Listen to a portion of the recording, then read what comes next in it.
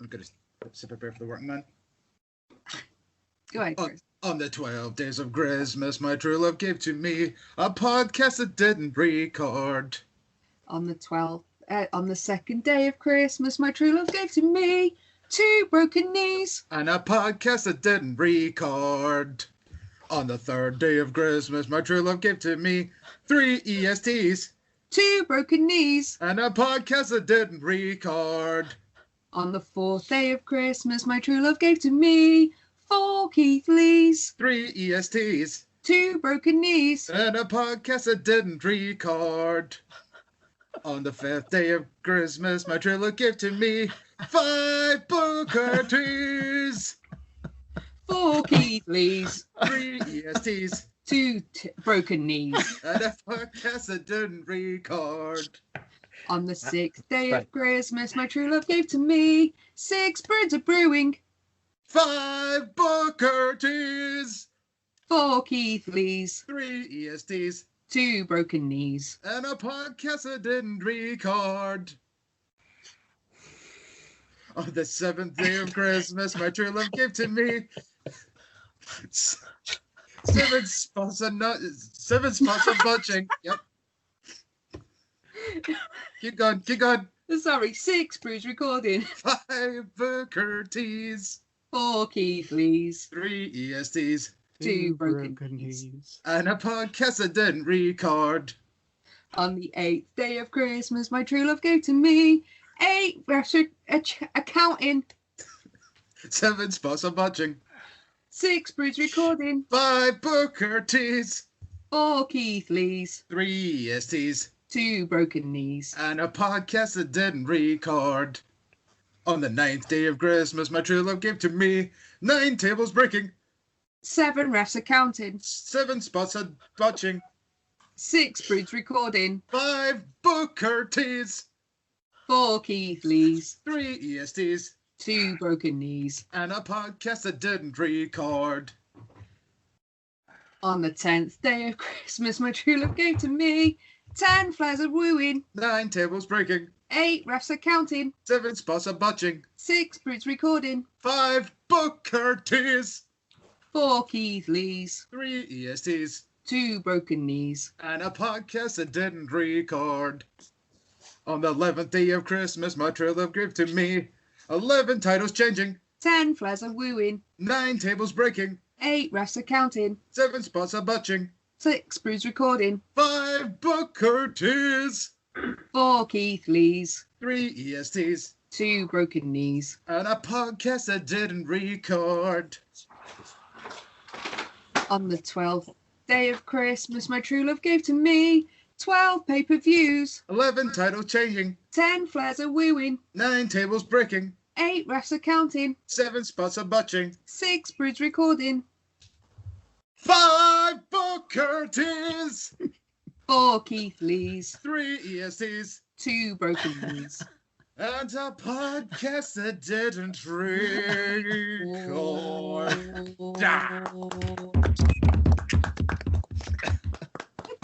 It's Griz-mas. Well done. So, Welcome to the Turnbuckle Arms Christmas party. we are your co-hosts today, Lexi and Griz, One second. who is currently doing a costume change, bless him. So yeah, that was our 12 days of Christmas. Grizmas, sorry. So yeah, today we've got a really, really special episode lined up for you because it is our virtual Christmas party in, well, the only pub that remained open through lockdown, to be fair. So Griz, do you want to introduce everyone? Can you still hear me with this on? Yeah, you good. Okay, cool. Well, so like, who's shouting in the background? Okay, so as Lexi says, I am the Griz. She is Lexi. We're the co-hosts. Also joining us today is I just clocked myself in the fucking thing. I need to take this off. No! Old turkey head. It's really hard to talk as well. So we got Chris. Big Chucky T himself. We also got Jolly, the Jolly Man, and the Jolly. Matt's down there at the bottom. We have Johnson. Hello. And of course, you see him. He is the head of the table. It's the big dog himself. Big Johnny is here, everybody. Yay, Johnny Mauer! Mauer! Thank you for having me on. Thank you. Welcome, Jonathan. Welcome. Right. Well, I am big. Do you know what? See that that song we just done? It actually says like 7 spots of notching in the thing, so that's why I buggered that up. But clearly, it was meant to be botching, and then after I said a notching, I was like, wait, that doesn't make any sense. that is a What's classic. the thing? That's Yeah. interesting. That is now my favourite botch. Yeah. There we go. Maybe my favorite promo. Just got 4 Keith Lees in my head now, just over and over again. But I quite like that. Well done. See? Well, yeah, that was all Lexi's work. So absolute full credit goes to her. Thanks. We all Right. knew that it had to be 5 Booker T's, though, really, let's Yeah. be honest. There was nobody else. Okay, so Christmas time. So what our first topic of the day is Christmas memories. Now, this can either be, wrestling memories, watching TV, or, presents and that sort of thing. It's going to need to be a TV thing for me because I wasn't given wrestling presents growing up because, everybody was like, ooh, Groovison. And then, sitting here not 30 years later, because I didn't watch wrestling when I was born. Lies. I know. If I could, I would. But all these years later, still here and now have 2 wrestling podcasts. So now who's not going to grow out of it? It's just a phase, Grizz. Just a phase. So who would like to kick us off? Do you want me to go first? Don't all jump in at once, lads. Sure, Lexi, take it away. All right, so mine really is a Christmas gift. Sorry, Grizz. And what makes it even more special is because it was what it was. So back in 2016, I had a really busy day. I hadn't checked my phone. I hadn't done anything. And I had basically ran into a fellow wrestling fan, and he said to me, do you know what they've announced today? And they were WWE, and I was like, well, no. And they were like, oh, there's a championship tournament in Blackpool coming along. It's in January. And I was like, oh, nice. I'll have to tell Matt about it. Matt being my partner. And when I did check my phone, there was a voicemail from Matt, and Matt never leaves voicemail ever. So I listened to it, and it was basically, yeah, we're going to Blackpool in January. I've got us tickets to go and see the first night of the UK Championship tournament. Excellent. And I was like, that's amazing. Like, I didn't know what to say. I didn't know how to react. And he was like, oh, yeah, by the way, Merry Christmas. And I was like, thank you very much. So that's why the UK Championship and the UK division is very well loved by me, because I never expected to see it, let alone be a part of the first event, and the crowd was amazing. It was well worth freezing our arse off in Blackpool. Well done, WWE, for choosing a seaside resort in the middle of winter. Thanks. So yeah, there's my favourite gift. So yeah. Oh, Grace has gone again. Yay! You back? I got my Christmas wish. Oh, sorry. Go on, Jason. Jason, what's your Christmas wish? Or what's your Christmas gift? Sorry about that. For me, I never got any gifts at all. But I always remember the wrestling bit. It was when DX came down. I don't know why, but when Triple H and Shawn Michaels were dressed in like Christmas bows on their body or whatever. It was really, really weird. I do remember this, and that was when they flashed their Christmas baubles to everybody. Was that when they were with China? Yes, that was the one. Yeah, I wasn't sure if this was the same show where Triple H won the European title. I couldn't remember if that was the same show or that was the week before. I wasn't really sure. When he beat Shawn Michaels for it, that was the whole twist, and then they ended up tricking everybody. But that's the Christmas memory I have. I don't really have many wrestling-related Christmas memories, but that's the one that comes to mind. So I'll pass on to somebody else. Well, I'll take over then. A bit like other people, I didn't really get many presents when I was younger. It was mainly as I've got older. It's just basically wrestling, like merch, like t-shirts. So sometimes, like at Christmas, my wife would know about a event that's coming up through a friend of mine, a mutual friend of ours, and she'd buy me tickets to a show. So there's been times where I've been seeing PCW in Preston, gone down to Birmingham to watch various events, and obviously had some spending money, so then I could buy myself some wrestling t-shirts, and my other half bought me wrestling t-shirts. So the first wrestling t-shirt I got was the Wade Barrage WWE t-shirt, which I've still got to this day. And then I've got quite a lot of PCW stuff, i.e. Chris Masters here, some WWE merch like the Undisputed Era t-shirt, the first one that they have, and some Progress t-shirts, some classic ones, and then some event ones. So yeah, it's mainly been in the last 5-10 years that I've really been buying, getting stuff for Christmas. My main ones from other people.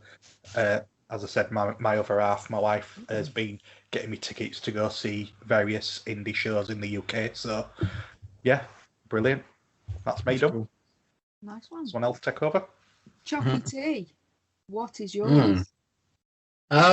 So I had quite a few wrestling toys, but I don't think they were at Christmas, with the cool Hasbro figures and the excellent ring that ended up breaking in the middle after too many Bret Hart versus Warrior matches. But my thing is a memory, actually. Many years ago, let's say mid-2000s, just for the sake of accuracy, we had a bit of a lock-in at a local pub. It must have been around Christmas Eve, I think. And back to my house, a little bit of a house party. Me and my mate there used to be quite into the old wrestling, so I decided to jump from the stairs and land a bit of a Macho Man flying elbow on him, and because it basically, he turned at the last moment onto his side and ended up fracturing his rib. So we had the come around, and we'd been smoking a little of the wacky backy as well, so they knew it.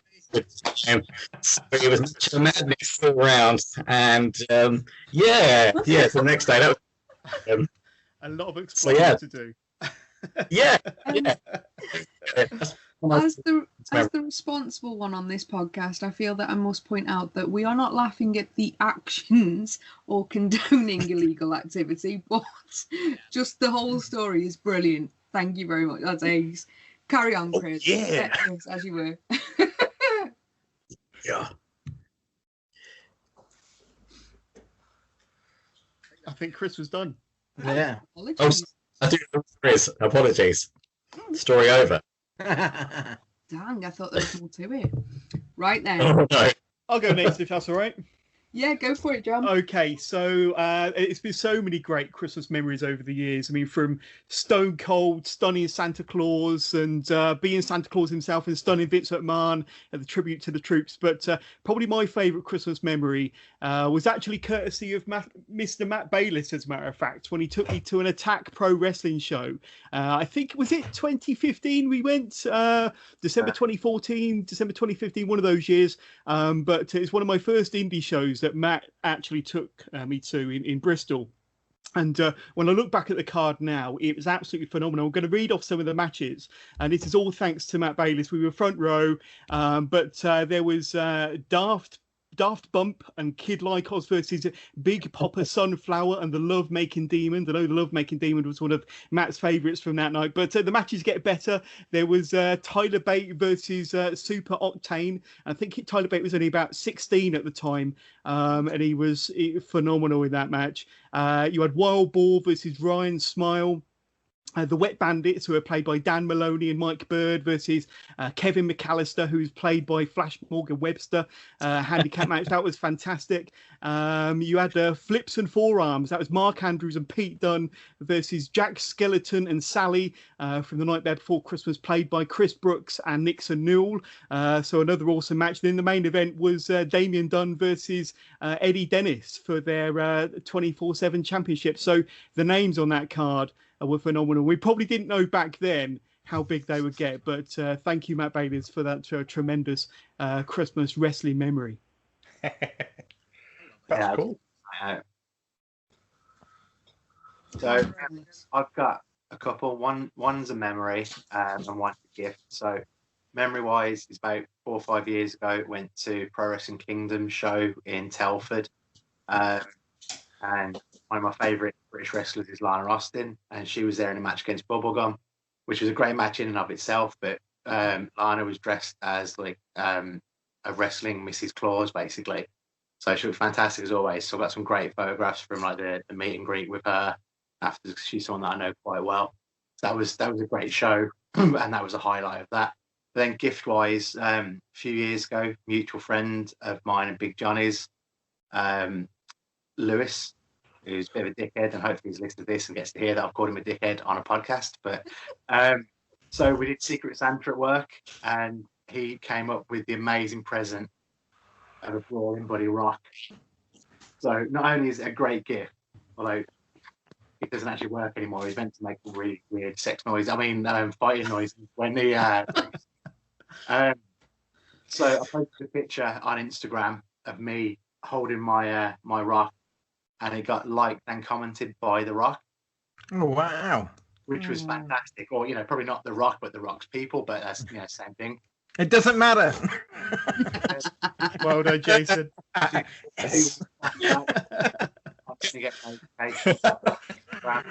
People liking it, people trying to send me friend requests and stuff. That's the point that I ended up muting my Instagram because it was just constant. So it was fantastic. And it was my literally moment of fame.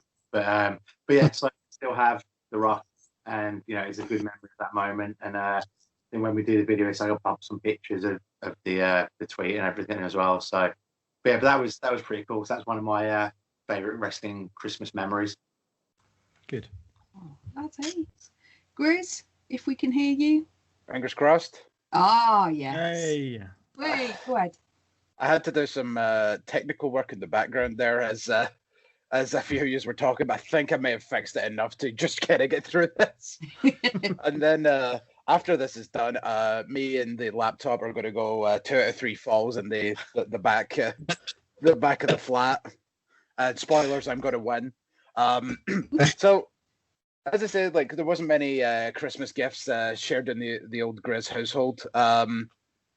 But so I'm going to go with one of the TV things. Anyone remember a few years ago when Alberto Del Rio ran over Santa Claus? Yeah.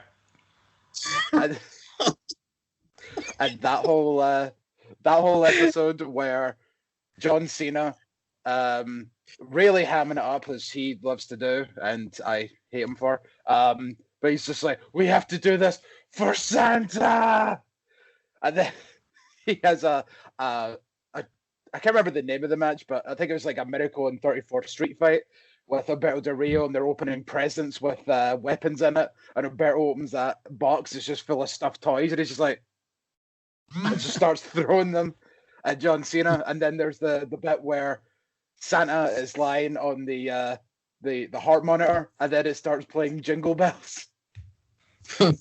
Wrestling's weird. It is.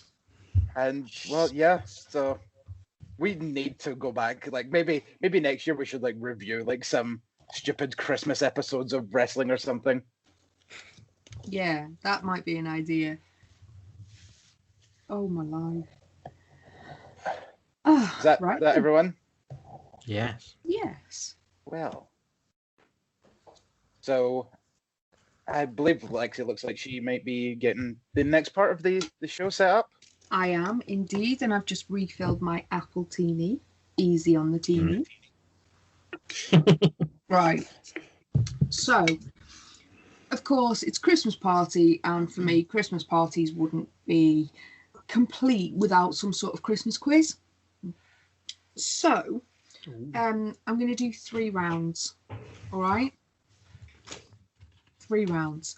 Okay. The first one is general knowledge. The second one is a picture round. And the last one is a music round. Now, because we were worried about copyright, I'm just going to speak the lyrics and try really hard not to sing them. So apologies in advance. Who cares? It's not like you just sang at the beginning of this episode or anything. No, I'm not saying that because I'm a terrible singer. I'm saying it because of copyright. I don't want it to get pulled from YouTube, you see. So Yeah, but I think if you sing it, it's completely different than playing it. okay, I'll see how I feel at the time. Yeah. So what I'm going to do is, guys, I am going to send 5 pictures to you via chat. Okay. And then when it comes to it, I'm going to ask you to identify who these are. Just bear with me. Bear with me, just simply bear with me. Right, okay. He's trying to get set up for the quiz. They should be coming your way. There we go. I So haven't received anything. one of them is ruined. 2 of them are ruined. I'm not happy about that. Right. John, this is where you can put that elevator music in again. Yeah, I'll be putting the whole music on and making a few edits here. Yeah. Can we make can we get like an elevator version of something by Metallica for this? Because that'd be ace. Dun, dun, dun, dun, dun, dun, dun, dun, dun. Something like Nothing Else Matters. Ooh. There's a 12-string. This is how geeky I am. There's a 12-string guitar version that's actually known as the Elevator Edition, and it's weird. Anyway, right. So I've sent you 3. I still haven't received the first one. Oh my life! According to the chat, it's all on Skype. By the way, it's not It's all on Facebook. Skype. Okay, I was sitting on the. Apologies. Send them on. Can you send them on? Messenger. Yeah, I mean, I can send it through. Maybe better just send it through the messenger on Facebook because we're all in that. Yeah. That's That'd how be handy. prepared we all were. Anyway, bear with me. I've got a feeling that some of these might be.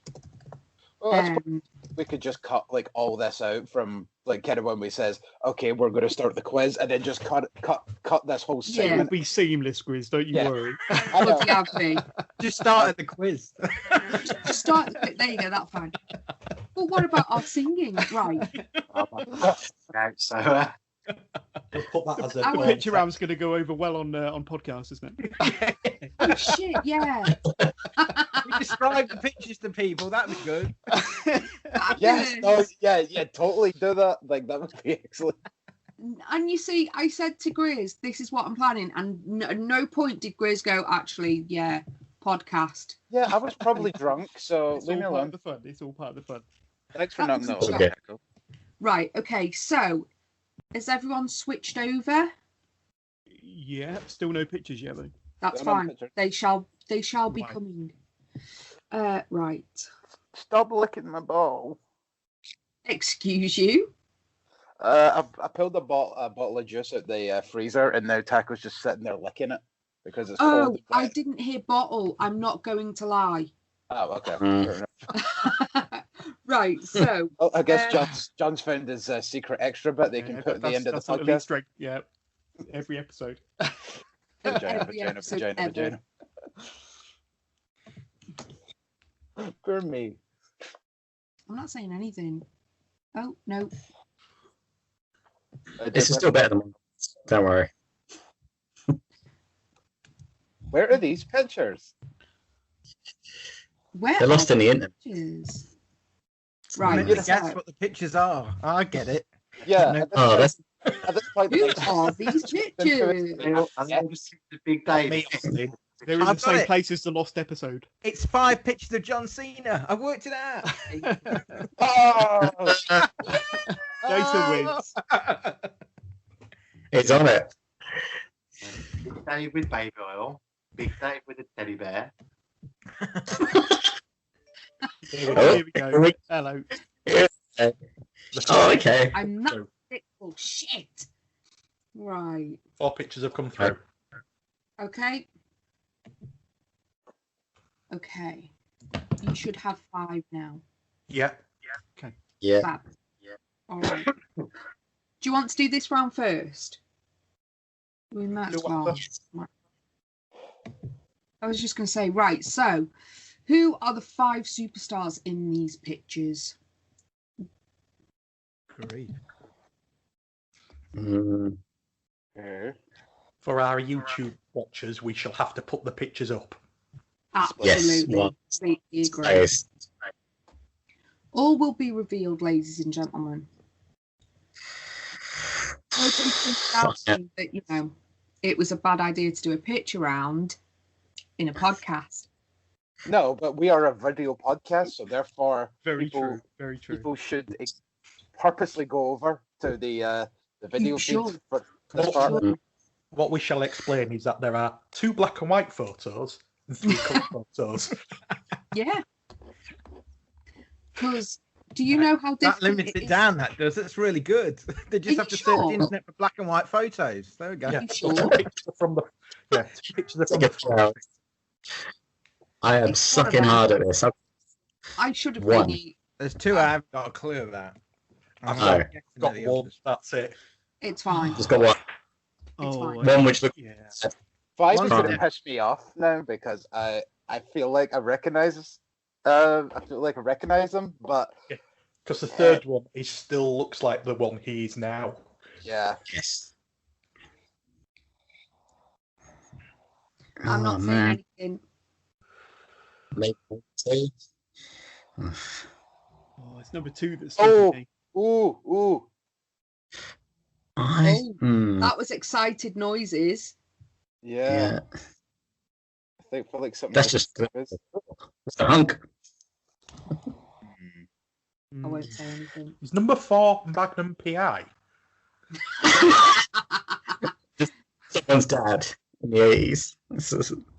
There we You know go. what? I'm going to go out there and say that's my father-in-law, and it's a good job that he doesn't listen to these fucking podcasts because that is the image of what he looked like, not just That's not like- as muscular. That's quite a compliment, Sorry. really. So if we're I was gonna say. Oh, I don't know. Hope we are. Out there. Right. Have we got our answers? Have I ever told that? Fucking Sure, why not? You love it, Chris, man. Very difficult. We could all have this argument as to which If we've anyone just could written do- down 5 random names. We don't know if we're talking about the same photos, do we? Though that's the problem. Yeah. I'll go in the order that I sent them. Yeah. Okay. All right. So If anyone can beat Grizz, I will buy them a beer. What, like in a fight? Yeah. the stakes really are bloody high, aren't they? He'll have the Okay. answers. So, just bear with us. Oh, my chair decided to slide away. Right. So, picture number 1, the first black and white picture. Oh, fuck off. Eh?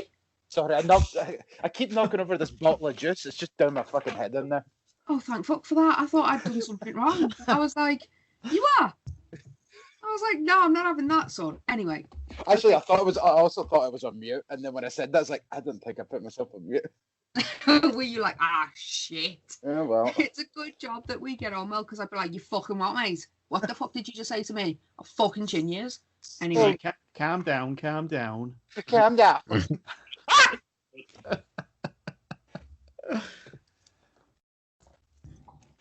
All right, what's Then the first photo then? Come on. Right. I'm dying So, to know. first picture is the one and only Jim Ross.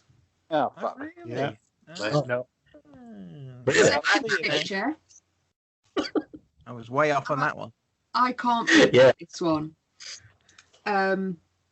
Is Shawn Michaels. What? Ah, Oh, I thought Brock Lesnar.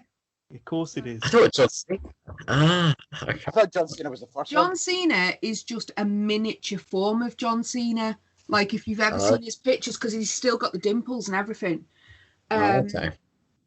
So, picture number 3, the first colour photo, I had to put in, and I think it's a bit easy for you. Yeah, Which one? It's Who who? is it? Is that Liverpool's number one. Grizzly Young Vets? Liverpool's number 1 with an asterisk. He's the number 1, but I can't forgive him for supporting the wrong team. I've told him that to his face. Anyway, number 4, the second colour picture that somebody labelled Magnum TI. Scott Hall. Any guesses? Scott Hall. Well done, Jason. Well done. The bad guy. It is Scott Hall. Not Rick Rude, And it like I seemed thought it very- might be. It seemed No. It seemed too obvious. And then the last one. Can anybody remember what his name was in WCW under this gimmick? That Oh, Oh, don't. John St- something. Go ahead. something to do with Diamond diamonds, something. something. Diamond stud. Diamond Stud is correct. There you Well done, go. Jason. Come on. Nice little cheeky bonus question. I like it. I got that. Right then, the only female picture. Right. I must put that I had more set up, but when I'd actually sent the picture, I didn't realise that their modern day look was with them, so that's why I changed it slightly. Alicia Fox. Hey, Alicia Fox. nope. Charles Oh, Guerrero. No. Well done. It is Ah, Charles that- Guerrero. Well done. Is this from her NXT? It is, yeah. She looks a bit like Tila Tequila in that photo. Yeah. I couldn't believe that it was her. But anyway, right. So, general knowledge round anyone? Oh, go for it. All right. Who was So the who- first wrestler to have won the King of the Ring, Money in the Bank, and a Royal Rumble match? Can I just ask to be clarifying something? Go on. The King of the Ring, is it all of them, or is it from the when we actually acknowledged it because they were running from early 80s?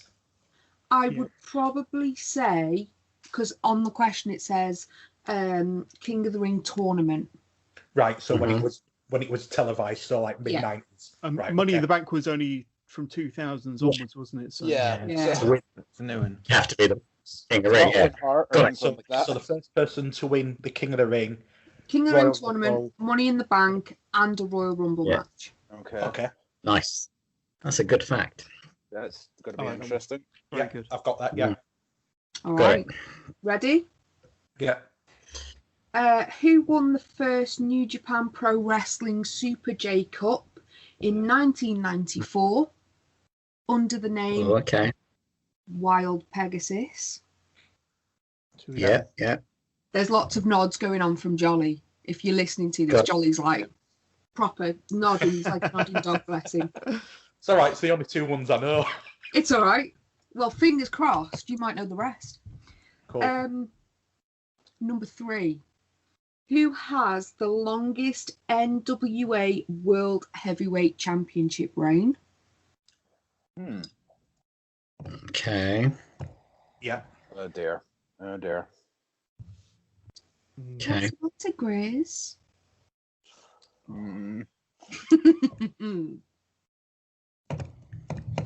What my time?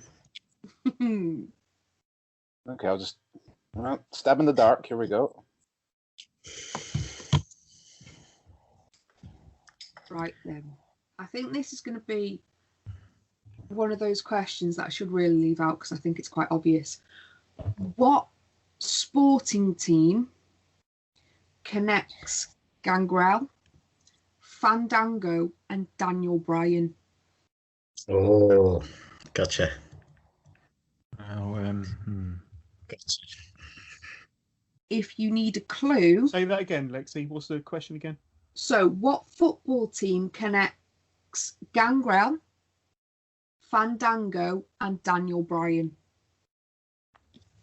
Just for reference, Lexi added football this time for those of you listening. Yeah. Gave him a big clue there. I did. Okay. Right. Who was Doug Williams' opponent in his debut match for Ring of Honor? When was his debut match? Do you have the? I actually don't Oh, know. that would be giving it away. Yeah, to be fair, bear with us. Doug Williams' debut. No, you don't. You don't have to spoil it. It's fine. I was just curious because I'm trying to remember. Because obviously he's been wrestling for quite a long time, and I can't remember when he had his Ring of Honor match. I don't know if it was the one that was over here or whether it was before. I'll be honest with you, I haven't got that information. Okay. Just going to put it over. I'll go for the one I'm thinking. All right. All right. Right. Where was the last location of the last ever WCW Monday Nitro? Oh. Okay. Yep. Got it. Yeah. No. I think. I cannot type to save my life today. Are you googling it? He is desperate. Yeah, that's what it is. Look, 'cause I'm trying not to show you my answers, but I've got I'm using my notes on my phone as my thing because I can't bother looking for paper. Yeah, whatevs. Oh, shut up! Right, I'll chuck You're one so just more jealous. in I 'cause just I win all the can. time. Eh? You're just jealous because I win these all the time. Right, okay. Right. Who are the only two people to have been in a ring at Starrcade, Bound for Glory, and WrestleMania? Two people. What to Mm-hmm. at the same time? Nope, in general. In general, okay. Sure, it's the only two. It was at the time of writing. Okay, right. I wonder if me and John have got a thinking same. Yeah. With you saying that. People. Yeah. Okay. I've got two I can think of. I don't know if one of them is correct. At the time of writing this quiz, it was correct because I checked it, but it might have changed since then. We'll go with it. So. Okay. All right. Right. Do you want the other three questions that I've got? Yeah, keep going. Right, okay. Who was the first Ring of Honor champion? Oh.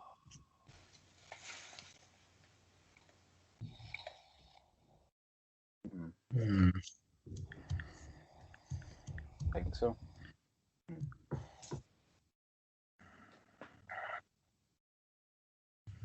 Okay.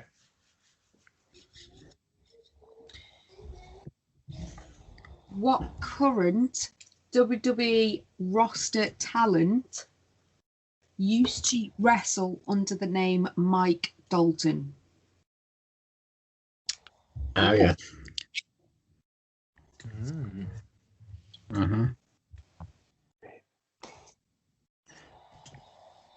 No. Maybe. I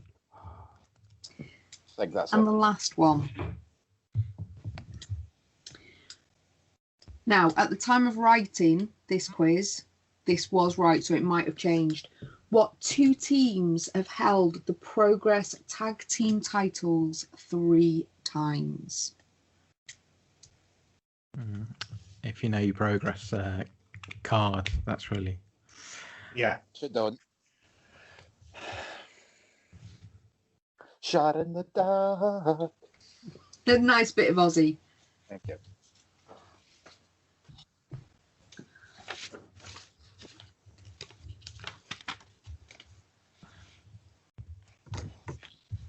Forgive my shuffling of papers. Right, so while some people are still thinking, does anyone remember the points that they have from round 1? Yes. 8. It's out of 5, surely. Don't call me Shirley. I got 2, didn't I? I got a bonus. Yes. I don't include the bonus one. Half point. Right. So yes, do you want us to shout out the scores from round 1 or not? Yeah, go for it. So I got 4 out of 5. Nice. Oh, I knew nice he one. would. I got 0. I got 1. I got 1. Big fat 0.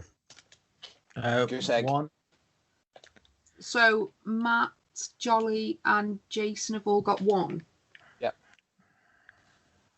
Yeah. Tense. Insert innuendo here. Chris, what did you get again? Goose egg. And You look Chris so got- fucking smug right now. Yeah, I fucking am. Yeah, I am. I still haven't forgiven you over that comment. Which one? I make a lot of comments. Yeah. I still can't believe you tried to challenge my knowledge on Dave Bautista. I mean, come the fuck on, Bridget. Come on. Chris, what did you have anyway? Before, a big fat 0. Oh, guys. I Got know, done. we stuck. Good. That was worth 8 points. I'm not saying anything. Right. Okay, so I'm going to do these. They might not be in the right order, so just bear with us whilst I read them off. Okay. Oh, no. Right, okay. So, who was the first wrestler to have won the King of the Ring tournament, a Money in the Bank ladder match, and a Royal Rumble match? Edge. Edge. Was it? Well done. It was Edge. Nice. I'm on the one. board. And the answer. Woohoo! Who won the first New Japan Super Cup or Super J Cup in 1994 under the name Wild The Pegasus? murdering bastard. Chris Benoit. Chris Benoit. Yeah. The I person had that that never exists. Doesn't exist. Yeah. Redacted. Just Right. call him Black Pegasus. Fine. Get away with that. Yeah, Will Pegasus is a different person. Exactly. He retired and opened an orphanage in Japan. Yes. Yes, Just like- indeed. Working with El Generico. Yeah. What a beautiful image that is. Right. I know this one's out of order, but bear in mind, the first Ring of Honor champion. Oh, wait. This isn't the right order, is it? It's not NWA I person, said- is it? It was what? Longest It's the- NWA champion. Yeah. Yeah. The longest NWA World Heavyweight Championship reign. Nick For Aldis. Dan Severn. About Frank Gotch, I've got. No, Harley Race. no. I've gone for Nordis, controversially, because I think he probably has. I was going to, but then I thought that might have been a bit too obvious. So Yeah. But it's the opposite of what you might think as well. yeah. Was Luthez. Oh. Oh, what? Was Luthez. Didn't even enter my head. Right. Right. John was closest. Yeah, to be fair dues. Yeah. Right. Then the next question was something to do with a football team and what connects the yes. wrestlers. What football team connects Gangrel, Fandango, and Daniel Bryan? Washington Redskins. You wish. Chalky T, go on. Is it? Yeah, is it Everton? Yes. Yeah, it Okay. is. That was also a test of how well you knew me, Right. Yes. because that's What's my the What's the connection? what's the gang connection? Yeah, tell me the gangrel connection. For some reason, Gangrel put out on Twitter years ago that he supported Everton randomly, and he was like, "Come on, you Blues," and I was like, "Oh my god!" New favourite wrestler. So yeah, I was like, I always liked you for a reason. Obviously, I could have put in there Robbie Brookside as well. I could have put Zia in as well. I think that's her football team as well. For those of you that don't know about Fandango, when the whole Fandango theme started taking tracks, he directed them. He directly tweeted them and asked them to play it at Goodison Park, which is Everton's home. And they said no, but then he randomly turned up and started wearing Everton shirts, and I assume it's Robbie Brookside's influence. And of course, Daniel Bryan, when he lived over in the UK, spent some time in Liverpool, and has a very big soft spot for them.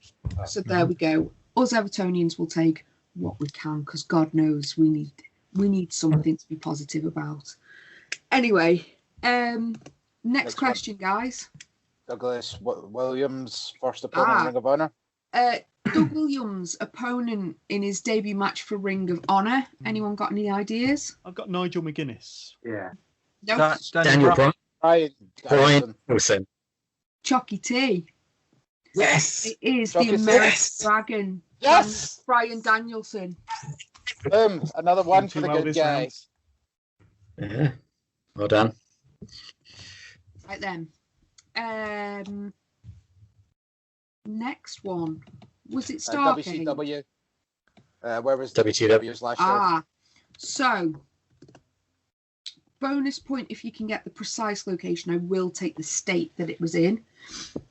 Any ideas? Miami? Panama City. Beat. Well done, Johnny Mauer. Panama City, Florida. With the It's a beach. Well done. Florida. If you remember the iconic thing, the split screen between Vince McMahon and Shane McMahon, underneath it says Panama City. Right, even though I know that's the Miami, place which where it was had the, in Florida, I don't get anything, do I? What? Florida state, isn't it? Yeah, the state. It's fine. The state. Apologies to any American listeners. We appreciate that there are, I think, 52 states. However, we don't really spend the time to learn them here. I'll be honest with you. So, soz about that. That place was where it was. That the one where it had the ring in the middle of the swimming pool. Yes. Yeah, it was. Yeah. I thought Weird. Anyway, what was the next one? The Bound for Glory, WrestleMania, Starcade, and WrestleMania. Starcade one. Right. This one's going to be I'm interesting. writing this. Go on. Sting and Ric Flair. Jolly Sting? is 50% right. Sting and Dustin Rhodes. Booker T. Jeff Jarrett. Sting is right. Sting. I've got Sting down. Sting. But I thought Booker T had been in Bound for Glory. What about Hogan? Jeff Well Jarrett. done, Matt. Sting and Hogan. Yeah. Half a point, or do we get 1 point? 2 points for that Let's one. do 2 points. So if you got Sting, give yourself a point. If you got Sting and Hogan, give yourself 2. Yes. I thought Will not be on that list as thinking well. about for Glory, and I did So- think, was it Ric Flair? I forgot Yeah, about. that's what I would have gone with. But apparently not. And Fair Jeff enough. Jarrett's not been on a Starcade at one point. Don't actually know. I couldn't find anything, but I could be wrong. He had a decent run in WCW. I remember that. So, but I wasn't following it at the time, so I couldn't say for certain. I think Starcade wasn't running at that point when Jared was in there at the back of 99 2000. I think they'd sacked it off by that point and started calling it different names, you know, like New Blood and Yeah. Right, let's have a look. Next one. Hold on, because I want to try and make sure that this is definitely a thing. Because That guy, he's with the Quizmaster. Quizmaster, take a roll. Quick, go. Okay, you know what? Get back to me. Right. Was it Mike Dalton that was next? The first ever Ring of Honor champion. Yeah. Ah, there we go. So, who was the first ever Ring of Honor champion? Xavier. I've got Xavier. Xavier. yeah. I have it as Loki. I thought Loki was the second. No, Loki's correct. Yeah. Yep. Because when I typed that out, I was like, wasn't there somebody before him? To be in my defence, I literally did look this up via Wikipedia when I wrote the question because at the time I wasn't watching Ring of Honor. I would have said Samoa Joe, but that's just me. Yeah, me too. Right, so we've got 2 questions left, have we? Mike Dalton is the next one now. Yeah. Right, Yeah, it's 10 questions, yeah. go on. Who was formerly known as Mike Dalton? Tyler Breeze. Well done. Yeah. Tyler Breeze, the reason why I own a selfie stick. There we Hey. go. And I think the last one is Progress, isn't it? Mm-hmm. Yeah, Progress. Yeah. Right. Which two teams have held the Progress tag team titles 3 times? Mustache Mountain. Oh, Sorry, my apologies. CCK. Yep. And Grizzly Young Vets. Right. I have, and I heard them say before you spoke, Jolly. Someone said Mustache Mountains, and then someone said British Strong Style. I have down there it's British Strong Style and CCK. I'm not sure at the time. Well, I didn't know that there was more than one. Mustache Mountain in British Young Strong Style. British Strong Style. So, what's the let's refuse to split Peters, shall we? If you've got British Strong Style or if you've got Mustache Mountain, I'll take it. I don't care. I'm on my second. I've got Public Enemy. Anyone? No. Okay. Never mind. Every time you say that, good try, Jason. Good try. Where did you get the British Strong Style from? 1, 2, 3. Wikipedia again. So Right. yeah. Quick, change that. Apologies if it's wrong. Like, you can come at me. It's fine. But obviously, no, it's fine. Mm-hmm. I just did, so it's fine. Right. Okay. I really wish that my other half was in the room to do this one because it's the music round. Yeah, boy. So I'm worried that if I sing this, it's going to make it too easy. So I'm just going to speak it. All right. So the first one, there is 2 periods that I'm going to be silent. And that's the bit I want you to fill in. Okay. All right. Oh. So, Fill in the silent. That's great. So, right, I will be awarding bonus points if you can tell me the name of the song and who used it. Okay. Mm-hmm. Right. So the first one is I Am the Fallen Angel. A Romantic Evil and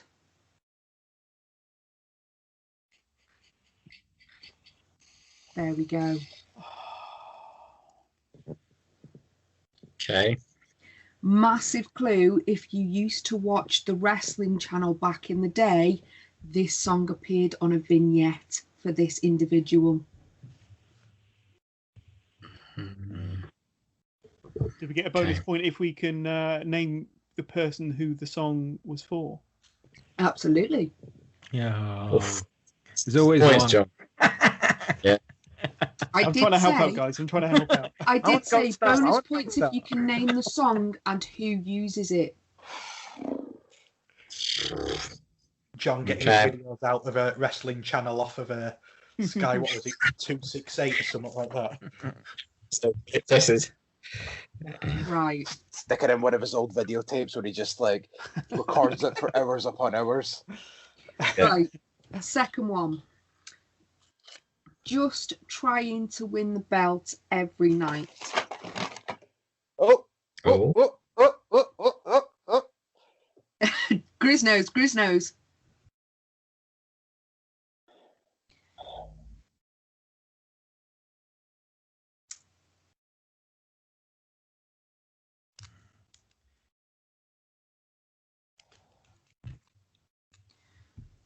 Right, I'm going to have to do the next one and try really hard not to sing it.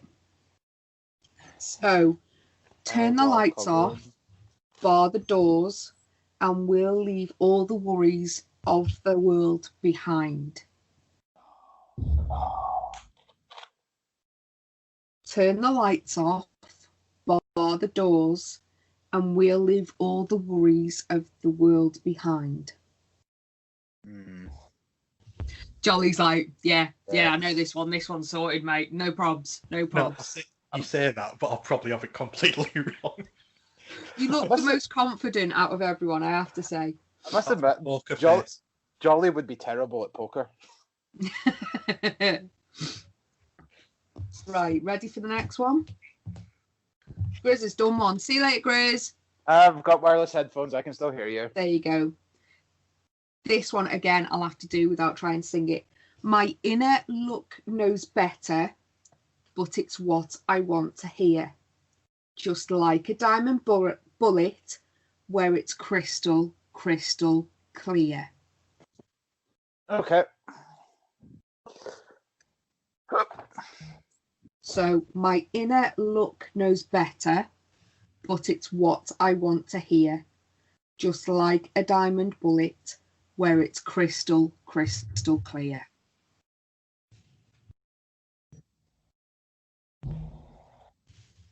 Oh, this is my hardest round so far. Definitely. Yeah. These all sound like quite romantic songs, not wrestling songs. Yeah, they probably don't they? I can assure you they're not. Right, this is where I really need my other half because he gives it absolute beans if he sings this.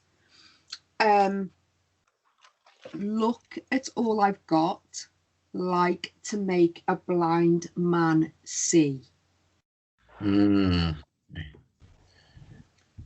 Yeah. Look at all I've got, like to make a blind man see. It's definitely not. If it is this, I'll be so happy. But I very much doubt it's this. Bruce is face palming at the moment, and I don't know why. Because I know the lyrics, but I can't think of it right now. Yeah, definitely. Yeah, yeah.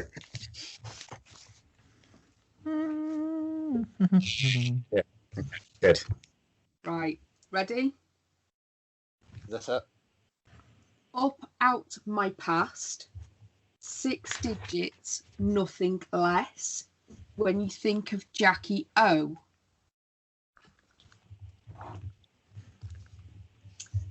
Up out my past, 6 digits, nothing less.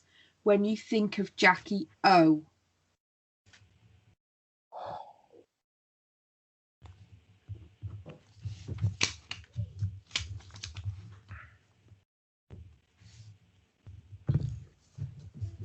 Right.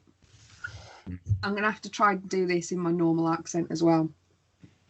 Ain't nobody better than this chick right here. Ice so cold.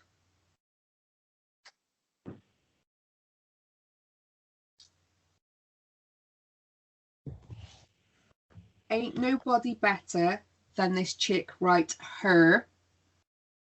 Ice so cold. For those listening to it rather than what he looks like he's saying.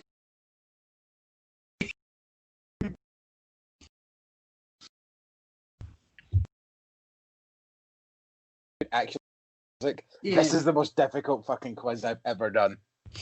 That's good though, because now you can say that you've properly earned it. What, earned losing? Yeah. Yeah. Right, 2 more. And I apologise to Griz because Griz might not know about this, so sorry in advance. I haven't done the last 4, so. I like country music.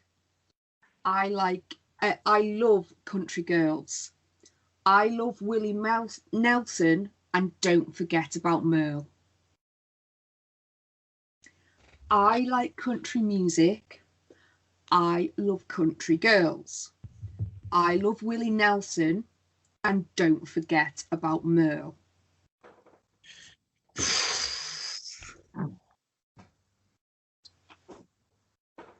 That's going to be stuck in my head now, guys. I think I know that one. It finally happened. Right. I am going Right. to be deeply and utterly offended if you don't know this next one. Genuinely. You can't consider yourself a wrestling fan if you don't know this one. Is it glass shattering? I wish. I walk alone. No. If only. When you see them coming, you better run for cover. Girls, you don't need a weekend lover. Oh, there's someone texting the answer.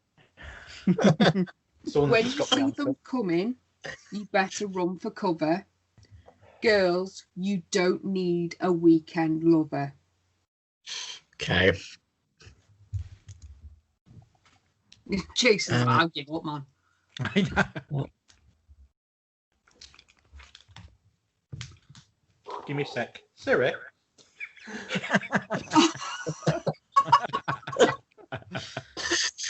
Siri's not my phone. It's my friend that sat next to me. Can you help? I see. Is he watching? Cheating. Turn your camera a bit, Jolly. All right, you got one more? I have got one more. Right. Oh. Though you try hard to understand, your little mind won't turn. Those little wheels will burn. Yes. Not the first, Chris. It's my favourite ever theme tune song. Again, for Chris's enjoyment now. Though you try hard to understand, your little mind won't turn. Those little wheels will burn. So happy. So if I'm right in thinking, there is 3 points available for each answer, isn't there? The name, who used it, and is it the band as well?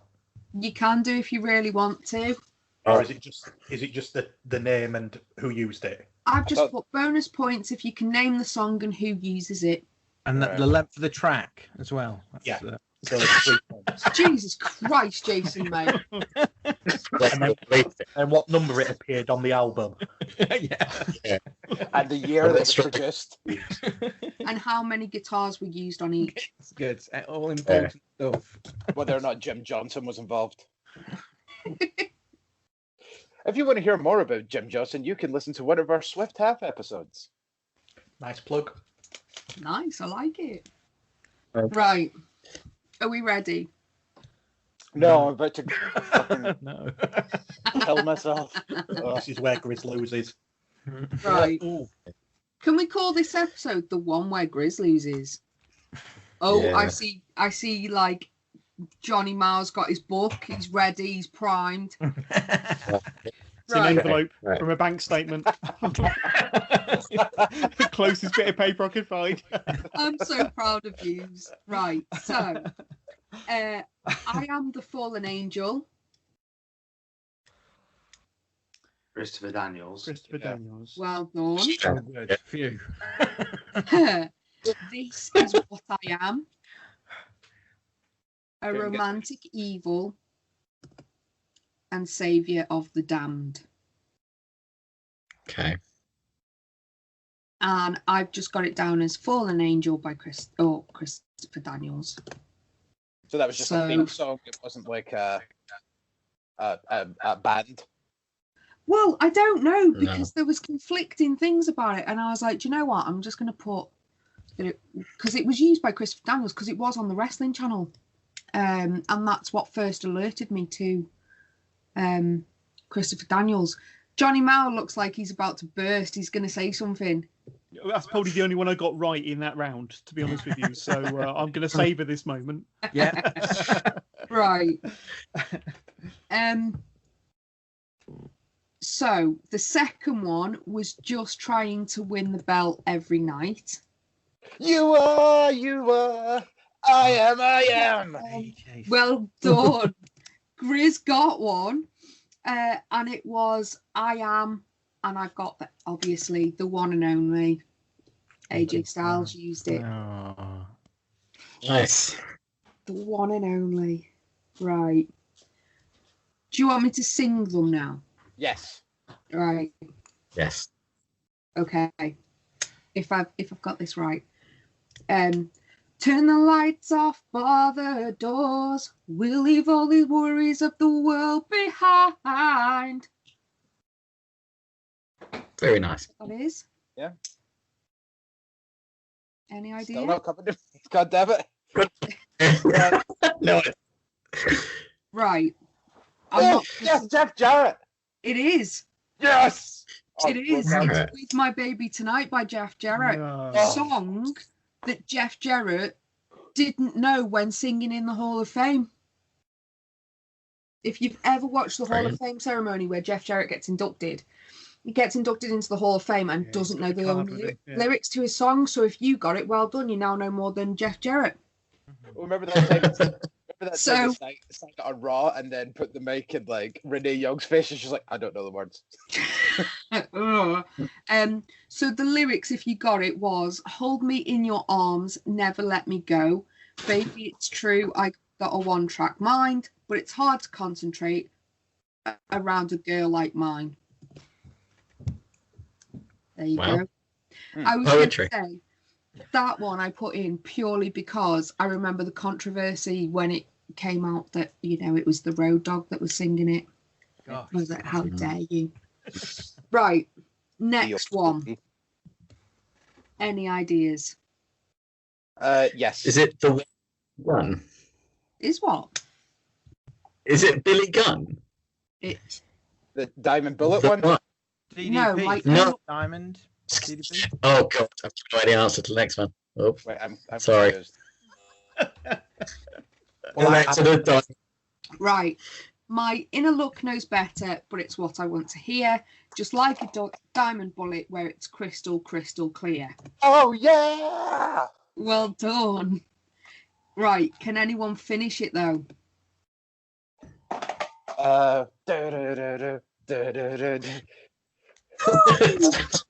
Hold that one. Finish music then, Griz. Matt Hardy, sorry. I forgot about that part. I can slap a tornado. I can dry up the sea. When I live for the moment, there ain't no in me. And have you got the band though, Griz? Oh, I was like Seven Dust or something like that. It's not Seven Dust, I know it's not, but it's something like that. Song was Live for the Moment. The band is Monster Magnet. Yeah, there you go. And that's the song that got me into Monster Magnet. Right.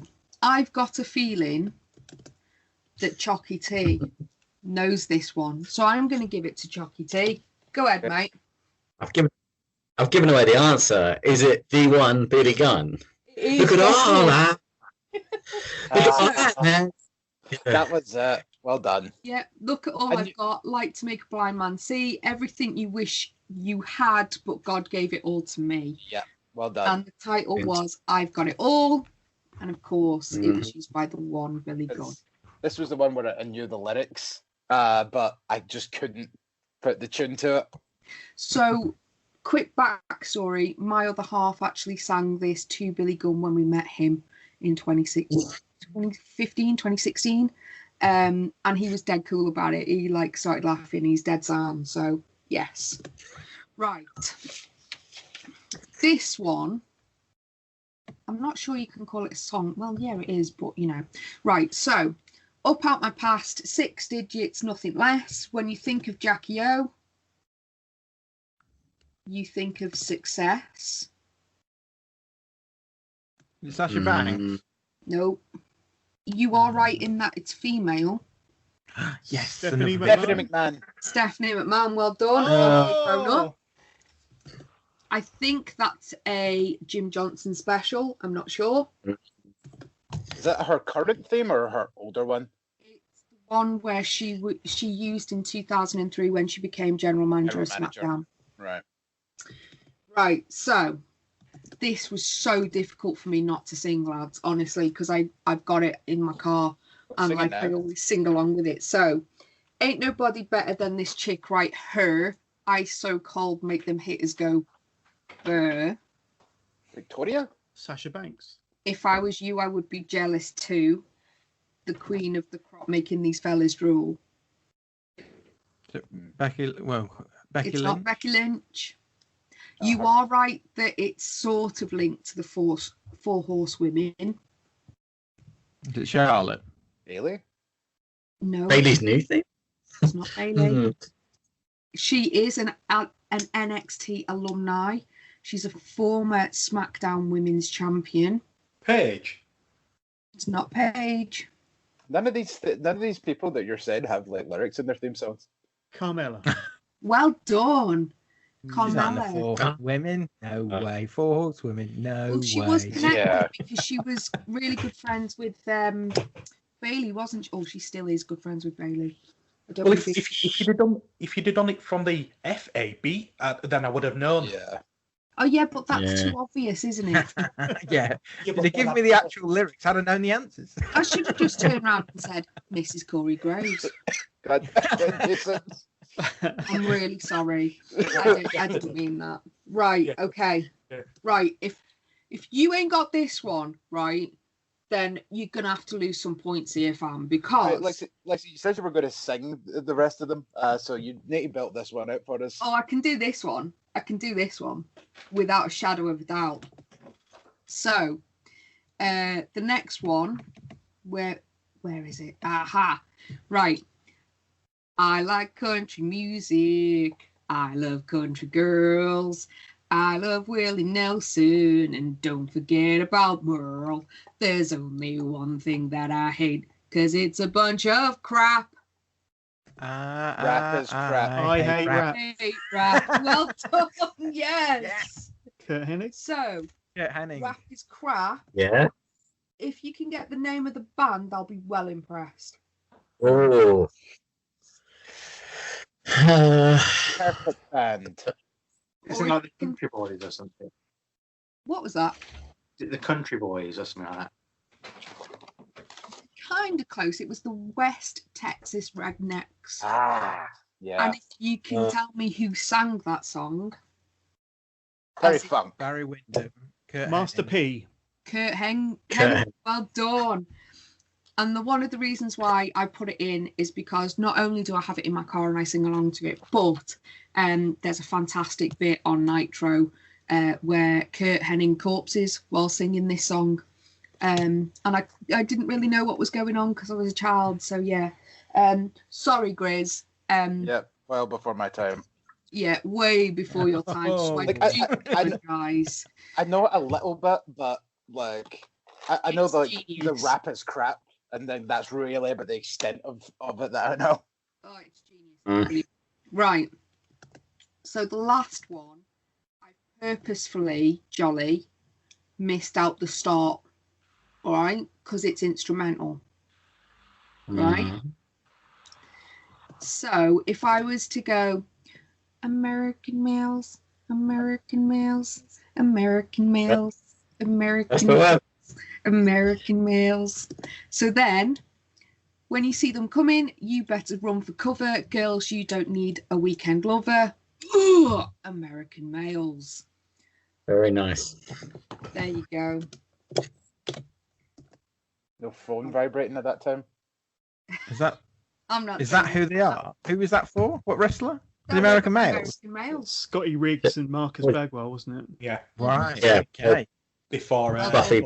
well, It's also known as one of the worst themes ever in professional wrestling. Like, if you have never heard it before, we need to put a link to it for YouTube, because seriously, it's not the greatest. It's 80s cheese at its finest. But I don't think it was it late 80s, early 90s? it was Yeah, 90. Mid late 80s. I think it was early 90s. Before Marcus Bagwell got associated with Scott Steiner and all that. Yeah. Still a baby face at that point. Yeah. So if you get the chance to listen to it, and you've never heard it before, it is hilarious, and the video for it is hilarious too, because it's just Scotty Riggs and Buff Bagwell just randomly posing by random buildings and walking down dead, oiled up and stuff, and shirtless and trying to look cool, and they're not. It So was, there your we go, typical, guys. it was your typical WCW video package in the late 80s, when they'd show you stuff when they'd show you Vader and Psycho Sid walking on the beach and stuff like that while they're interviewing him and doing stuff Yeah. like that. It was your typical WCW. It was, to be fair. It was. One of the ones that I did have in there was the Wolfpack theme. And I don't understand how the same company can have American males and the wolf pack. I just don't understand their chalk and cheese, but I thought it was a bit too easy for everyone. So anyway, that's it. That is the end of the quiz. So are we going to tot up? Whoa. There was one more. There was there one more? Oh, there was. One more. I'm so sorry. Right. Yeah, this one. Do you know what? If Chris doesn't get this, if Chalky T doesn't get this, I'm going to be really disappointed in him. So, do you want to take over? Well, there was two versions of it. So I've got down Here to Show the World by the band Downstate for the amazing Dolph Ziggler, the Zigzag Man. Mr. Ziggles. See, I've got it down as I Am Perfection. Exactly. So which one? Because they both got the same like partly similar changes, you know. I would say the one that starts I am perfection. Perfection. What a purely because there's lots of memories associated with that. Yeah, man. It was out around 2010, and that was when I first got with my partner, and we used to spend our time sat in a little room playing Xbox and playing Raw versus SmackDown, and that was one of the things that kept coming on. So there we go. Awesome. So, how badly or well did you do? I did decent in that round. If we're talking about 2 points for each question, I got 10 points, so I got 50%. Whoa! Well done. Ooh, Jolly! So Jolly's got 11. No. I got 9. I got 10 for round 3. Yeah. For general knowledge, I got 8. Yeah. So I've got 19 in total. Fabulous. I got 15 in total. Johnny, Mal. I know. Should have stopped at the picture round. You should have. 10 in total. 10 in total. I forgot to keep track. Bailey's got Oh, yeah. So, 14. I mean, From the two. Jason, it's safe to say that I fucking lost, so who cares how much I got? let us never let him live this moment down, lads, please. When he gets too big for his boots. What did you get, Chris? 14 in the last two, so overall 14. What did Griz get? Yeah, Mighty won. Way! Well done. Well done. Jolliest member of our team wins. Nice one. Well done. I blame my hangover. The belt that Chris has got, does that now come to me? I still have 2 quiz victories. You need to at least win another one to be up on this pedestal. Well, I've won 2 rounds, so isn't that a draw? No. Wind up. I mean, your pedestal is raised, but I'm still looking down on you. Or is Griz looking up? Anyway, let's move on very, very quickly. Right, we're going on to our last orders with stiff shots. Just to let people know, I haven't had a stroke. My picture is stuck.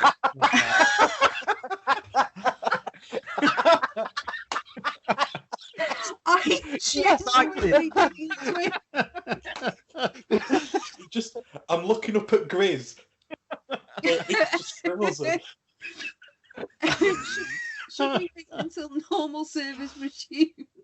Do you know what? Can I put a side note in?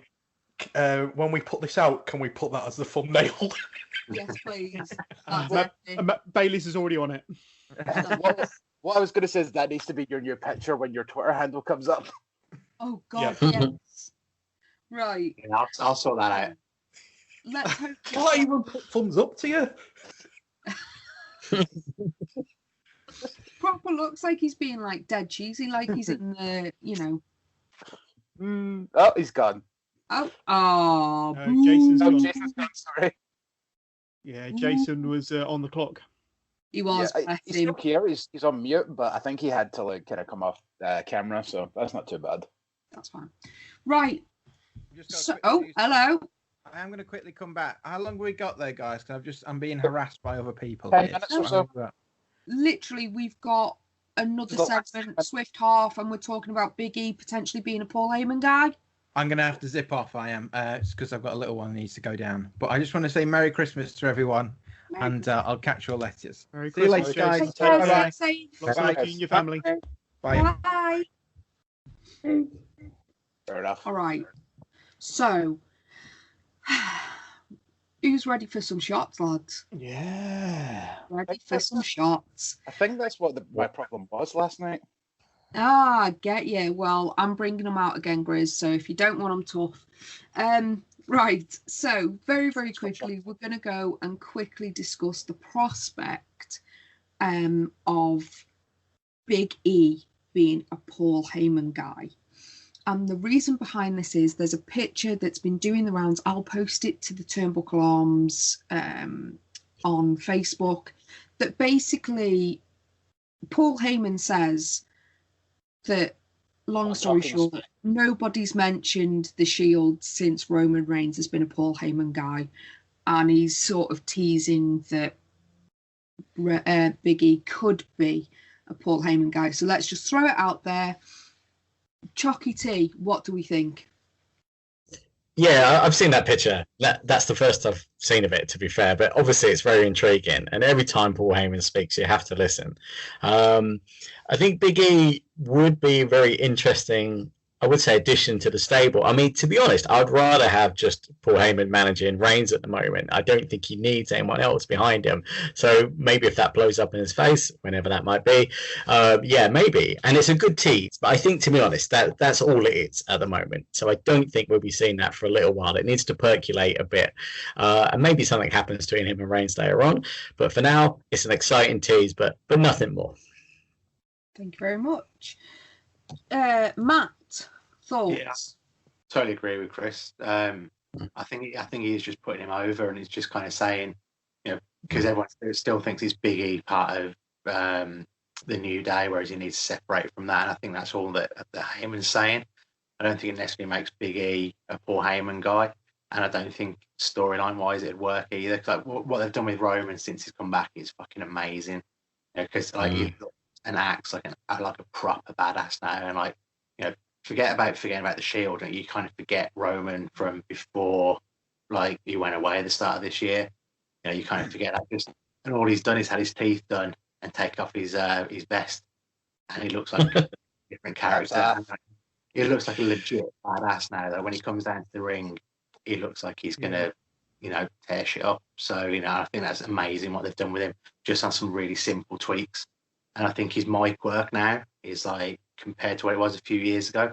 Like Heyman's with Lesnar because Lesnar can't talk on the mic, whereas Reigns doesn't need him for that. So it is purely character driven that he's got that person in his corner. He's got that person advising him in the background and stuff. But Reigns on the mic now compared to 2-3 years ago, it's chalk and cheese. So, but yeah, it's back onto your point about Big E. I don't think he's going to be a Paul Heyman guy, but I think it's a good thing that Paul Heyman is putting him over because, like you say, everyone has to stop and listen when Paul Heyman speaks. Mm-hmm. Excellent. Thank you very much. Jolly? Again, I agree with Chris and Matt. I believe part of me feels like it's a callback to the Triple H Batista storyline where Triple H knew he had a threat of Batista, so wanted him to go challenge JBL for the title at WrestleMania, so that way he would stop him from challenging himself.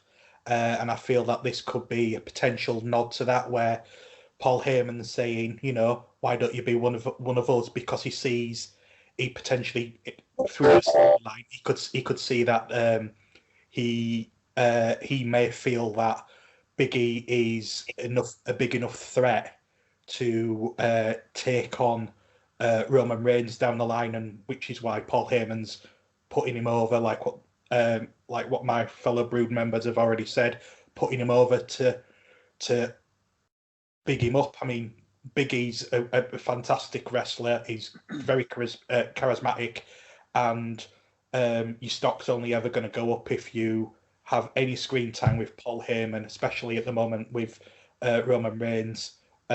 He's done fantastic. I mean, don't get me wrong, he's not spoke as much as he used to for Lesnar, but he's there just to bounce off of Roman Reigns and Roman Reigns to bounce off of Paul Heyman for both Usos. So I think I don't think he will become a Paul Heyman guy, but I do think that no matter what you do with Paul Heyman, it'll always help. And as I said, I think it's just his way of not wanting Roman Reigns, because that could potentially be the storyline where he thinks Big E could be a threat to Roman Reigns. Excellent, thank you very much. Johnny Marr, what do you think? Yeah, I thought it was one of the best promos I've seen in a long time, and for it to be on Talking Smack, as much as I love Talking Smack, especially the original version with Renee and Daniel Bryan, this kind of brought back vibes of the originals Talking Smack, to be honest with you. Certainly the promo of the week. I think it's kind of planting seeds for something to come. I don't think it was done without an end goal in mind, to be honest with you. They're obviously pushing Big E as a single star for the future. We know that Roman Reigns is they're the head of the table, the big dog, the champion at the moment. I can honestly see Big E and Roman Reigns having a championship match at the Royal Rumble. I'd love it to be kind of built to a potential match at WrestleMania. Unfortunately, we've all heard the news this week that they could be lining Bill Goldberg up for that match. But and I said on Facebook yesterday, I think they missed a golden opportunity to turn Big E heel a couple of years back when Kofi was the world champion, and have them two go at it for a mini feud. But I'm glad they're doing it now with Big E, and I definitely think it's the start of things to come between him and Roman Reigns. Watch out for a big championship match at the Rumble. Excellent. Griz, over to you. Let's start off with the fact that I hate Big E right now. Why? He annoys the Thank fuck you very out much. of me. And anyway, Right. Like, just I don't know, just during the New Day shenanigans and all that hoopla, like, he just like became really insufferably annoying over these past couple of months. And then like the fact that like when they broke up, the New Day, Big E wasn't on TV for like 2 months or something.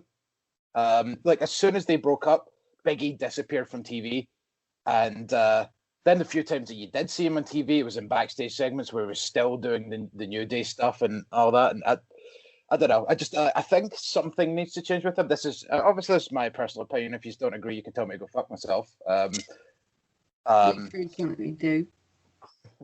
As I tend to do as well. So like a vodka for the working man. I don't know. I think something needs to change. And like, admittedly, it does seem as if there's a start. You know, like he's got new theme music. He's not coming into the New Day theme anymore, which is a good start. And he's got his old chalk gimmick back, and his entrance. Like, so, like, you know, wheels are turning. Something is happening. Like, I'll see how it goes. Maybe I'll change my sort of thoughts. But anyway, that's all. Neither here nor there. The whole point is about Paul Heyman. And I can agree in the way that I don't feel as if he will become a Paul Heyman guy, because, like, I mean, Paul Heyman's with Roman. Like, you don't need them with anybody else right now. And then you also kind of have that underlying thing of Lesnar could return at any point. And so you kind of have that underlying thing. So, like, I just feel like you don't need to stick Paul Heyman with everybody for them to get over. So, like, Paul Heyman kind of doing that, he's kind of getting in Big E's head in a way, and it's just like kind of like manipulation and that sort of thing. So he doesn't need to go with them, but the words that Paul Heyman said to Big E are kind of like, maybe he's sitting there and he's like sort of mulling that over. Yeah, like, they don't talk about the Shield now, so now I need to make my sort of footprint in the wrestling business without them. And I think it was Johnny that says, like, yeah, they should have turned Big E when Kofi was champion. And could you imagine, like, remember when Seth Rollins turned on the Shield? The reaction when Seth turned heel. So could you imagine, like, maybe like a month after Kofi was champion, and then Big E turned around and was like, "Oh, it's always been about you two and never been about me." Like, that would have been perfect, and it would have worked so well. But let's wrap it up. Maybe I'll change my opinion if he becomes a bit more serious, because he's a pretty decent talent, but it's just like the shenanigans and the stupid things, like, you know, when he comes out to the ring and he sits with like his legs spread wide on the fucking ropes and all that and just looks like a fucking idiot. And it's just like, it's stuff like that that really annoys me. You see, I'm the opposite. Like, I worry that in WWE's determination to make Big E a big star, because that's where it's going, it's very, very clear. I worry that you'll lose that not so serious side to him. And what I like to see, it's like, you know, with the guys in British Strong Style, you know that when they're in a match, they're just having fun. And I like to see that. I don't know whether you guys do or not, but it's nice to see that, because obviously it is very serious. And at the moment, we have a very serious situation going on outside of our bubble of wrestling. And it's just nice to have that distraction and to have the opportunity to laugh at somebody else. Going back towards Paul Heyman. Yeah, but they have plenty of other people for that sort of job, though. No, I know, but it would be nice because Big E's featured quite prominently, whereas the other guys aren't. And it would be nice to see. I'm not saying that he needs to be stupid all the time. What I'm saying is he needs, like, I hope he keeps some of that laid backness. They've been able to do that with Drew, though. Like, because they built Drew up as a monster, and you know, like the you know, and he's a beast. Look at the size of him and everything. But then he still does get to have fun, like some little bits he does to camera in matches and stuff like that. You know, you can still have that goofball kind of element to it. But that stuff he done in Raw with Sheamus is a good example of that. Like when they beat up what's his face, and then they both just turn to each other and go pint, and then James like, "Yeah, you're buying." Yeah, I'd like to put a Scottish accent for Sheamus. I'd like to see him incorporate his old NXT, like obviously whether the chalk thing comes back permanently, but I'd also like, because where the crowding, it'd be quite cool to have both, as you said, a bit of seriousness, but a little bit still have a nod to his seriousness and have a nod to the New Day, even if he's going on his own. The only downside I have, like what Johnny said with the whole WrestleMania thing, is that there's been talk that, like what Grizz said, we haven't seen him for a little bit at certain times, but they seem to, every week it changes with him. He gets pushed to the moon on one week, and then the following week it's almost as if they've got the work experience lad that's come in to write about wrestling and doesn't know what's going on, like Eric Bischoff type of thing. It's not consistent enough that I'm happy with how certain people, especially Big E, is being portrayed, because there's run about, spoiler alert, there was talk of him winning the Royal Rumble and then facing Roman Reigns at WrestleMania. But then, as Johnny said, that there's talk of bringing The Rock in, but his schedule might not be there and The Rock's up, and he said it won't be now. It'd be in a couple of years or a few years, and now they're on a Goldberg. So by bringing him, because he's got a 2-year contract, which is 2 matches a year. So does that mean he's going to win the belt at WrestleMania because he's not going to put Roman Reigns over? And then because of that, will Big E then lose his push, or will he be a paper champion for someone else to take it off him? And I don't want it as that. I want him to have the belt and be able to have a good run. I don't want him. I know you could sit there and say, well, every champion is laid up to be taken over by somebody else. That is the case, but I don't want someone to have the belt just because someone's got an injury. I don't want someone just to have the belt so Bill Goldberg can take the belt off him. I want him to have a decent run, and I'm just a bit unsure about whether or not they're actually going to go in on Big E properly, or whether 1 week they'll go, do you know what? I can't be bothered anymore. Let's do something else and just push him to one side, because we've seen that so many times with so many talents. Yeah. I'm just worried about that they'll just sour on him because Vince wakes up in a bad mood one morning and goes, no, I don't want it anymore. I'm just worried about that. I think you kind of hit the nail on the head with that there, just with the way that you see that Vince wakes up in a bad mood, and like have you seen that stuff recently? That people like Keith Lee and Otis and all that have been put back down to the Performance Center. Yeah. Like, I mean, I'm not going to get into the whole Keith Lee thing right now, but let's just say my feelings on Keith Lee are kind of similar to my feelings on Big E. I mean, that's we can have a chat about some other time. But let's face it, Keith Lee and Otis, and there was others as well. I can't remember the names of them right now, but there was like AJ a lot Styles, the basketball player who's with AJ Styles, and the in Raw Underground. Yeah. Babatunde, or whatever his name is now. I remember his old name. Dabakato, that's it.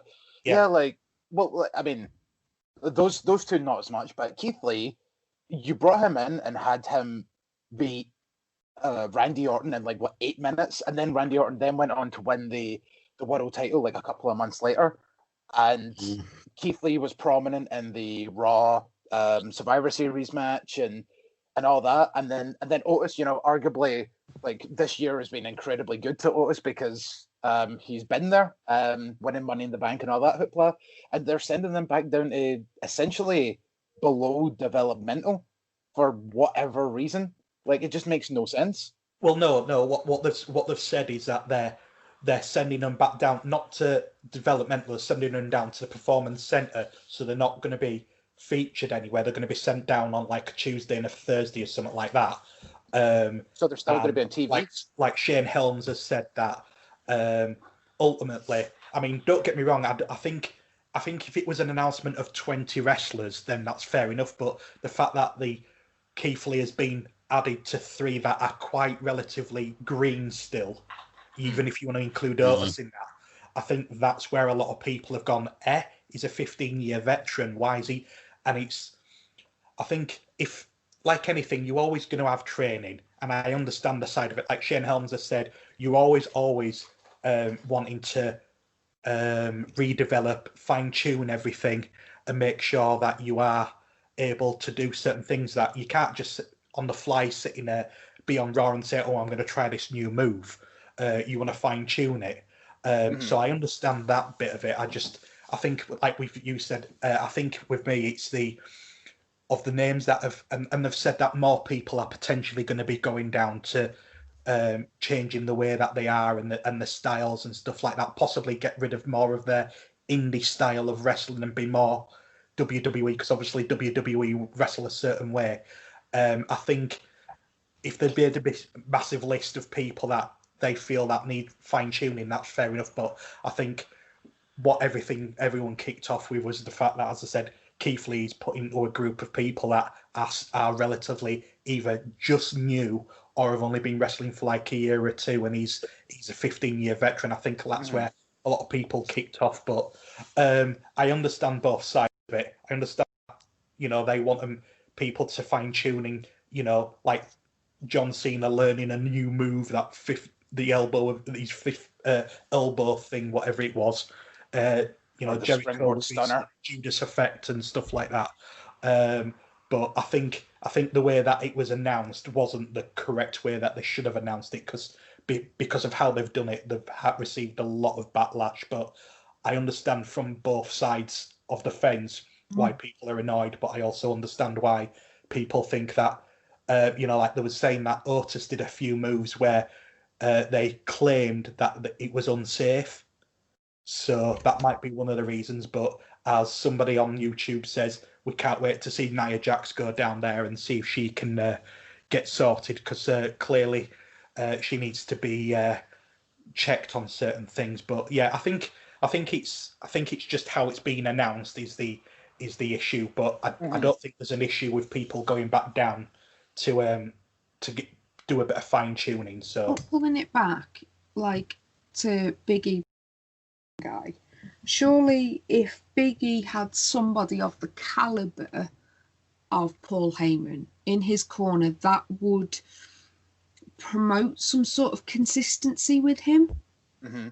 Even, I mean, if you turned him heel and had, I don't know, say Ric Flair with him, you know, Ric Flair, dirtiest player of the game, there you go, you know, cheat to win kind of thing. That would be an interesting thing. I think what we need to remember is that obviously it was, or people have read between the lines and they've gone, this is a tease of what could happen. And I think to truly believe in a champion, irrespective of whether they've got the ability or not, they have to be treated like a champion. And I think allowing them to be themselves is part of that, really. Yeah. I think kind of just the one thing that I'm not liking about this whole thing is like the way that everyone is kind of like, right, well, Big E's either going to be wrestling for the belt at Royal Rumble or potentially WrestleMania, whether or not Goldberg and blah, blah, blah. And I think that's the thing that annoys me is like, it's just the way that these days, you know, they just when they decide to push somebody, it's like 3 months and then it's like, oh, you're in the title match and then that's it. It's like, whatever happened to like building somebody up over the course of like a year? Because say if you started now and then like Paul Heyman, those words that he said to like Big E was the start of it, and say maybe this time next year, you know, like he's on the Survivor Series team, he takes out like the whole like Raw team or something like that, and you know makes a big show for himself. That's the start of it. Then he can like move on and be like, right, okay, I'm going to go and I'm going to win the Royal Rumble. Then he wins the Royal Rumble, but like there's been a year of build for it, and then he goes and takes the belt at Mania next year. Like that's good storytelling. Like it doesn't just need to be like, okay, right, well we've decided, right, Big E, we're going to pencil you in for the world title at Mania, and then like because what has Big E done recently? Nothing. He's done nothing. He didn't even have a Survivor Series qualifying match or something, and it's like, would you not think to put someone like him on that team? It's just I agree. Griz, I was going to say, like, something that WWE could learn, obviously, from AEW is a bit of long-term storytelling. You know, they've done 2 great examples of that. They've been over a year. And when it was Cena Rock, that was brilliant. Yeah, and that was a year, you know, and that's what you need for big WrestleMania feuds. It could do with brewing for at least 6 months. And I completely agree. Not everyone has to suddenly be like, oh, that's it. You're right. You're in the title picture. It could be anything else, you know. So, yeah, let's really take our time. They've obviously got a lot of stock in Big E, and they always have. So, yeah, just let it keep going. He's over with the fans. He'll continue to be over. It doesn't matter. You know, so just let him have that moment. But yeah, let's build it up a little because it's very hot shotting all the time. Everyone knows that. So yeah, I couldn't agree more with that point. I think for me, it's you've also got to remember, like you were saying before, Griz, with the long-term story planning. You've got to remember that a lot what their argument for WWE is that they have a lot more casual viewers now compared to how it used to be. You've got Fox that can dictate who they want on their show. You've got the USA Network that'll dictate on certain things. So it's not just WWE that are in control now. You've got the TV companies that are also wanting certain things. So if they feel that something isn't working, they need a quick fix to get viewers. It's all about how quick we can get viewership up compared to early 2000 up to 2010, where if you had 800,000 people watching it, it didn't matter anymore. There was not an issue, but it's all about figures and money and revenue. It's not just WWE's business. It's bigger than just them, and I think that's what they've got an issue with. That they've got so many people being able to put their 2 pence in, and say we want this and we would like this to be done. We want, we'd like this to be changed. And I think that's, and as I said, with the casual viewers now, unlike AEW where they've got a fan base that are constantly going to keep watching, as you can tell by the figures on their weekly viewings. I think that's what WWE are losing on. But I do hope Big E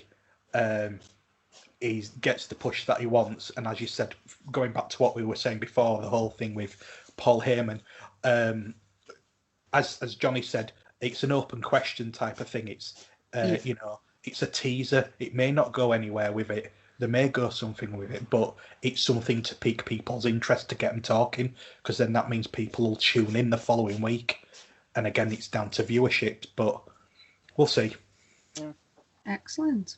If he goes ham in the Royal Rumble but then still gets thrown out, then at least, you know, he had a good showing, that kind of thing. He doesn't have to win it. Yeah. But anyway, Well, that's enough. That's enough.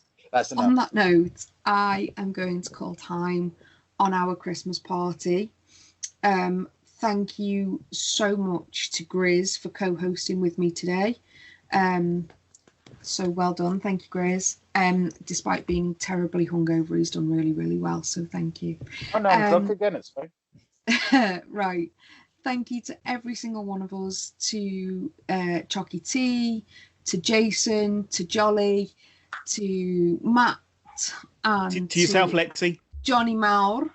All right. I was trying to be humble, but thank you. I can't say. And thank you to me. No, I'm joking. Mainly me. Thank you to me. So we are going to reopen our doors in January. We hope you've enjoyed 3 weeks worth of the Turnbuckle Arms. If you haven't already seen, we've got 2 Swift Half episodes out already, and then this as well.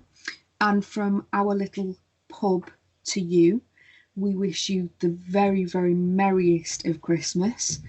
And hopefully 2021 is going to be a much better year than 2020.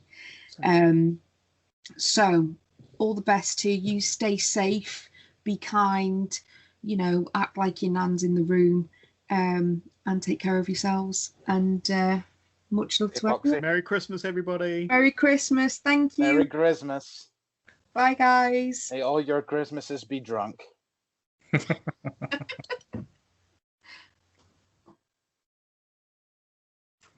And we're out.